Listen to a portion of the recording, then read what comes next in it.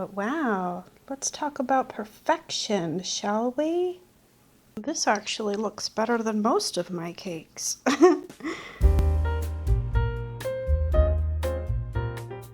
Well, you asked and I listened. Buttercream. You want it less sweet, you want it less gritty, and you want it more stable. Well, we can certainly do each of these things, but can we do all of these things together? Introducing apple buttercream. You've probably already seen it, and maybe you've even made it. It's basically a modified ermine buttercream recipe that's made with apples to replace so much of the sugar. So first of all, what is ermine buttercream? Well, it's a cooked custard-based buttercream that gets rid of the grittiness from the sugar because you're cooking the sugar into the custard, and that results in a super creamy, silky, smooth custard that then gets whipped into the butter for an equally silky, smooth, low-sugar buttercream. So the number one problem of grittiness gets a check mark. But before we get started on this recipe, let's first talk about the apples. So we're replacing more than half of the sugar in a traditional buttercream recipe by using cooked apples into the custard. So channel your inner Meg Ryan to keep that apple skin in one nice long ribbon, because this is going to be easier to remove it from the applesauce later. There is a ton of natural pectin in the skins of apples, and I want to capture that while I cook, so I'm leaving that part in.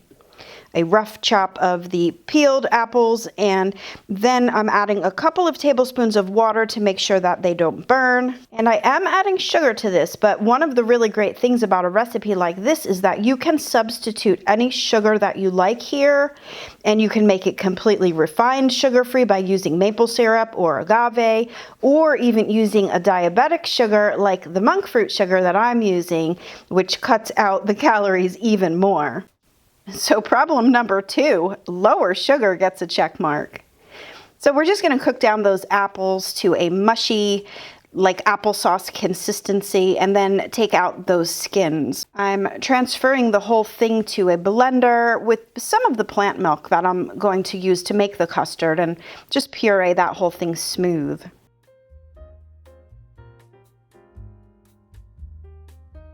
So that custard is going to be the apple puree, the remaining plant milk, and just get that whole thing to a boil, whisking constantly, and then add the vanilla extract at the end.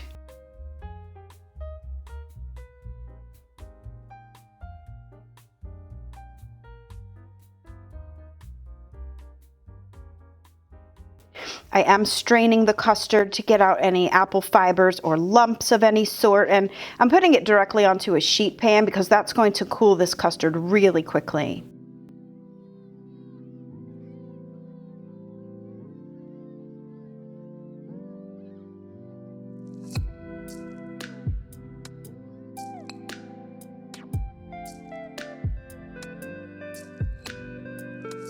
Meanwhile, let's talk about problem number 3, and that is stability.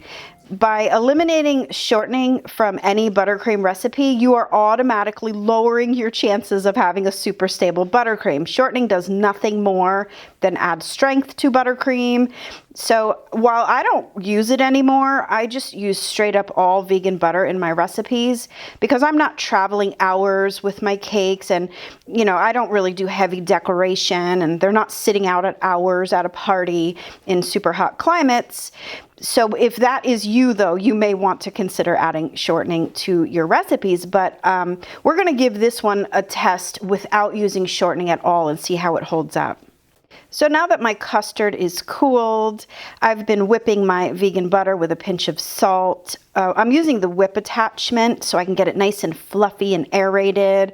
And I am adding some confectioner sugar to mine, but only 1 cup, which is 5 cups less than I would be using for a typical American or Swiss style recipe. And you can adjust this to your likings for sure. Now I'm adding the cold custard a little bit at a time and just whip it smooth to a silky buttercream.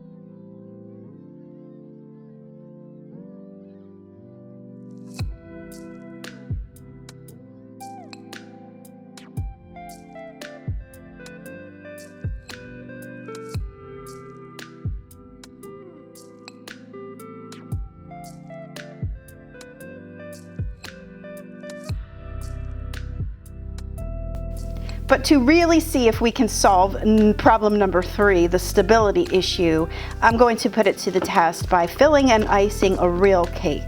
So I am not at all trying to get fancy with this cake today. I had some chocolate cake layers already baked in my freezer. I just really want to see this icing all the way through to the end to see how it holds up inside of a cake as the icing on a cake. I'm going to do some very basic piping at the end and then see how it refrigerates and then slices. I've already tasted it. It tastes amazing. There is way less sugar in this recipe than any other buttercream recipe out there. There is absolutely zero grit from any of that sugar. It tastes delicious. It is just a bit heavy, and you know, adding things to it like flavorings is going to run you the risk of breaking this buttercream even more because this is a fragile formula. So what I would recommend is to add any flavorings that you want for this buttercream to the custard rather than adding them at the end like we would do a traditional flavored buttercream.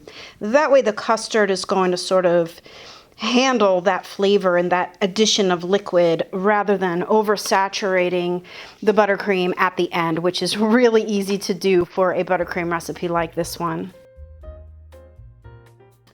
The first piece is always the hardest piece, and these cakes don't always want to cooperate for the picture taking.